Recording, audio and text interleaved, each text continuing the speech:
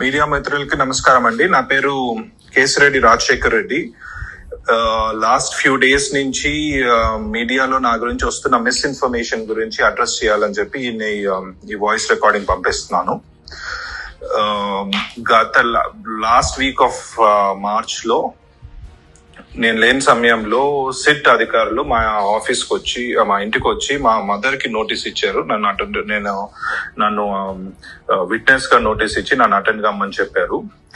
With in 24 hours or so నేను immediately వాళ్ళకి respond అయ్యి, సార్ మీరు నాకు నోటీస్ ఇచ్చారు, నేను more than willing to cooperate, నేను వస్తాను, బట్ నాకు ప్రైమరీలీ ఏదైనా బేసిక్ ఇన్ఫర్మేషన్ ఇవ్వండి, నన్ను ఎందుకు రమ్మంటున్నారు, ఏముంది, ఏమన్నా స్పెసిఫిక్ డాక్యుమెంటేషన్ ఏమన్నా తెమ్మంటారా, ఇంకేదన్నా నా గురించి ఏదైనా ఇన్ఫర్మేషన్ మీ దగ్గర ఉన్నది, ఎవరైనా చెప్పింది ఉందా, anything, give me some information so I can come prepared అని అడిగాను. అది నేను పెట్టిన ఈమెయిల్ పెట్టిన తర్వాత ఇమీడియట్లీ సెకండ్ నోటీస్ మళ్ళా సర్వ్ చేశారు వయా ఈమెయిల్ చేసి, ఆ ఈమెయిల్లోనే మళ్ళీ ఈ రోజు ఇచ్చి నోటీసు రేపు అటెండ్ అవ్వండి అన్నట్టుగా ఇచ్చారు. అప్పుడు I think then I started consulting my lawyers were very clearly ఏం కమ్యూనికేట్ చేశారంటే, వీళ్ళు మిమ్మల్ని విట్నెస్ గా నోటీస్ ఇచ్చి మిమ్మల్ని అరెస్ట్ చేయాలని చూస్తా ఉన్నారు. So what ever it is, మీరు కోర్టులో ప్రొటెక్షన్ తీసుకొని కోర్టులో లీగల్ గా మీకున్న ఆప్షన్స్ అన్ని ఎగ్జాస్ట్ చేసిన తర్వాతనే నోటీస్ కి అడ్రస్ చేయడం బెటర్ అని అన్నారు. సో వాళ్ళు పంపించిన నోటీస్ ని ఆల్రెడీ మనం హైకోర్టులో ఛాలెంజ్ చేశాము. హైకోర్టు రీజనబుల్ టైం ఇచ్చి పిలవండి అని చెప్పింది.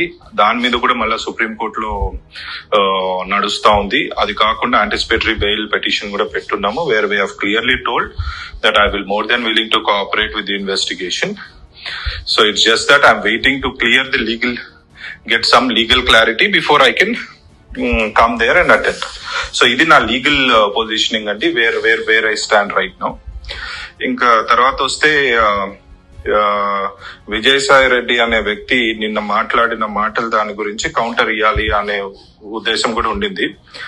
But all I want to say right now, ఆ మనిషి ఒక బట్టెబాజ్ మనిషి.